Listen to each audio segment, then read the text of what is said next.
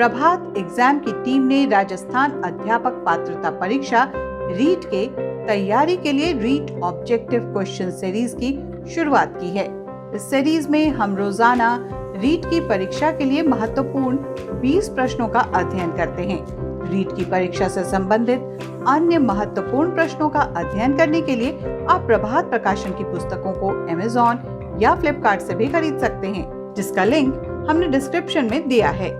और शुरू करते हैं आज का एपिसोड। Question number 1। शिक्षण अधिगम प्रक्रिया की दृष्टि से एक अच्छा शिक्षक वो है जो ऑप्शन ए कक्षा में बातचीत रोकने में सफल हो जाता है, बी बातें करने वालों को दंडित करता है, सी उदासीन है, डी जो सोचता है कि बातचीत को सीखने के संसाधन के रूप में उपयोग किया जा सकता है।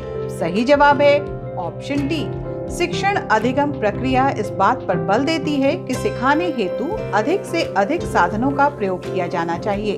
अतः जो ये सोचता है कि बातचीत को सीखने के संसाधन के रूप में उपयोग किया जा सकता है, वो एक अच्छा शिक्षक होगा। Question number 2। प्रयोजना विधि के प्रतिपादक हैं ए दुर्खीम, बी प्लेटो, सी किलपैट्रिक, डी सुकरात। सही जवाब है ऑप्शन सी। प्रयोजना विधि के प्रतिपादक किलपैट्रिक हैं। इस विधि का मूल उद्देश्य बच्चों में नियंत्रित विभिन्न क्रियाकलापों द्वारा ऐसे कौशलों को विकसित करना होता है जो जीवन की वास्तविक परिस्थितियों से जुड़े हों। Question number 3। यदि कक्षा में पढ़ाते समय आपको महसूस होता है कि अचानक सभी बच्चे पढ़ने में रुचि नहीं ले रहे हैं, तो आप क्या करेंगे? ए कोई ध्यान नहीं देंगे और पढ़ाना जारी रखेंगे, बी पढ़ाना बंद कर देंगे, सी बच्चों को ध्यान देने को कहेंगे, डी कारण जानने की कोशिश करेंगे। सही जवाब है ऑप्शन डी। शिक्षण अधिगम प्रक्रिया के अंतर्गत यदि छात्र पढ़ने में रुचि लेना बंद कर दे तो निश्चित रूप से ये एक बड़ी समस्या है। अतः ऐसी स्थिति में एक शिक्षक को चाहिए कि वो इस समस्या का कारण जानने की कोशिश करे तथा उसका समाधान भी करे। Question number 4। वर्तमान समय में शिक्षक की भूमिका है ए ज्ञान देने वाले की, बी सुगमकर्ता की, सी मित्र की, डी प्रबंधक की। सही जवाब है ऑप्शन बी। प्रारंभ से ही शिक्षक शिक्षण पद्धति एवं विद्यालय की वास्तविक गत्यात्मक शक्ति रहा है, किंतु उसकी भूमिका समय अनुसार बदलती रही है।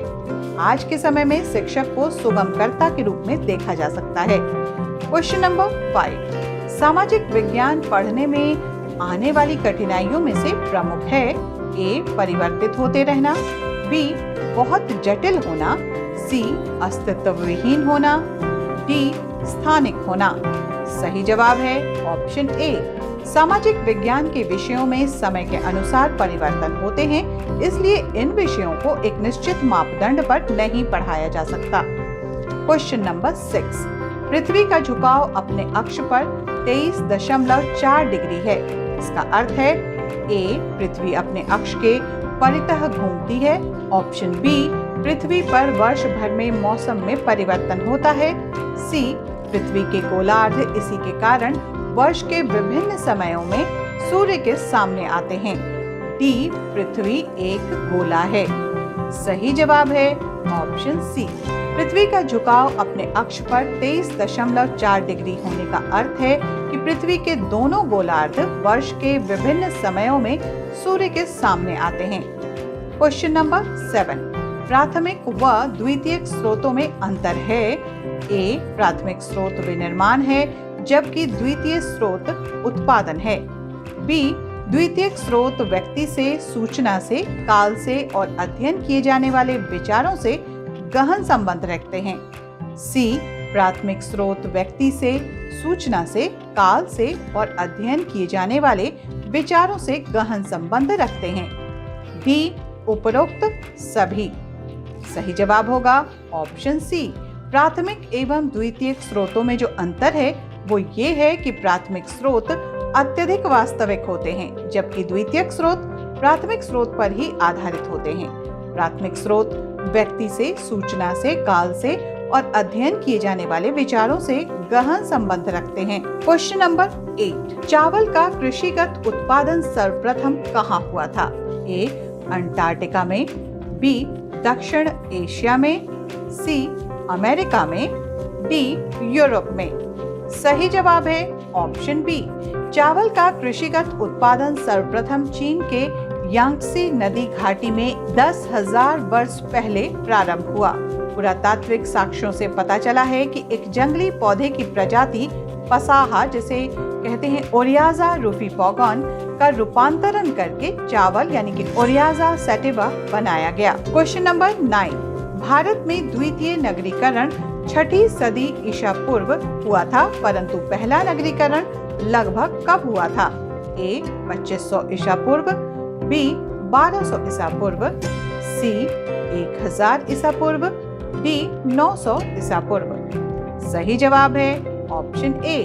भारत में प्रथम नगरीकरण के साक्ष्य सैंधव सभ्यता के स्थलों में हड़प्पा, मोहनजोदड़ो, कालीबंगा, लोथल आदि हैं। इसका काल सामान्यतः 2500 ईसा पूर्व के आसपास स्वीकार किया जाता है। क्वेश्चन नंबर 10, भारतीय संसदीय प्रणाली इस सिद्धांत पर कार्य करती है? ए, बहुमत प्रणाली, बी, अनुपातिक प्रतिनिधित्व, सी, बहुमत, डी, लोकप्रिय लोकतंत्र।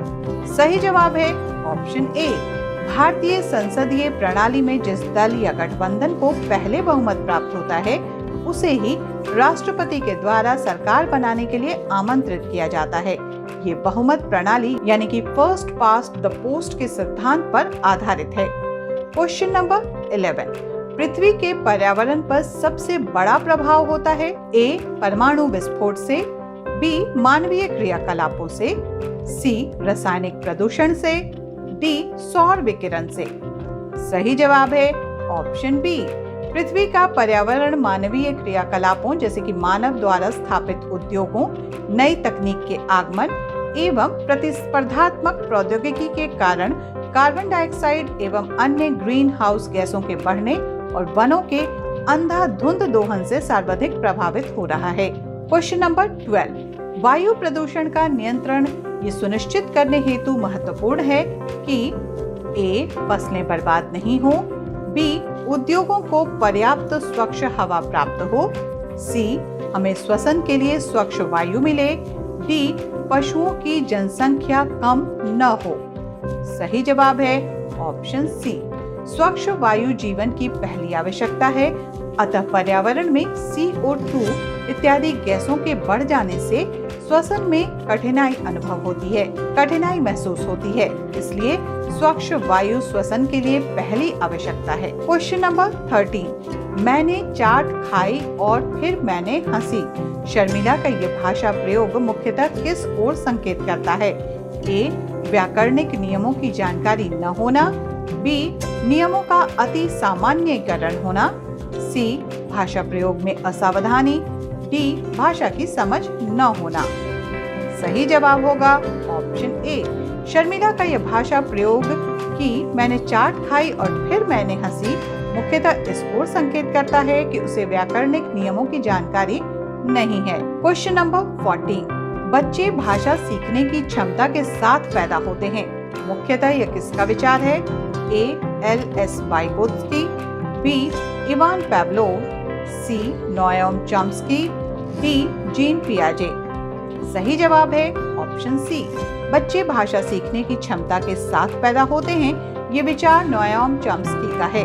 लेकिन क्वेश्चन नंबर 15 बताने से पहले हम आपको ये बता दें, अगर आपने हमारे चैनल को सब्सक्राइब नहीं किया है तो कर लीजिए, और अगर सब्सक्राइब कर लिया है और फिर भी आपको वीडियो नहीं मिलता है तो वीडियो के नीचे बेल आइकन को क्लिक करें ताकि नोटिफिकेशन आपको सबसे पहले मिले।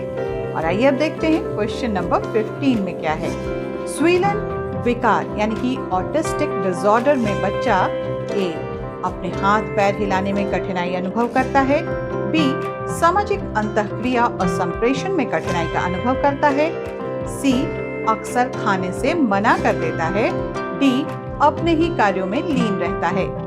सही जवाब है ऑप्शन बी। स्वलीन विकास यानी कि ऑटिस्टिक डिसऑर्डर एक ऐसा विकार है जिसमें बच्चा सामाजिक अंतःक्रिया और संप्रेषण में कठिनाई का अनुभव करता है। क्वेश्चन नंबर 60, भाषा शिक्षक का संप्रेषण परक उपागम है। ए, भाषिक संरचनाओं की जानकारी पर बल देता है। बी, संदर्भ में भाषा प्रयोग की कुशलता पर बल देता है। सी, मातृभाषा प्रयोग का निषेध करता है। डी, बोलना कौशल पर बल देता है।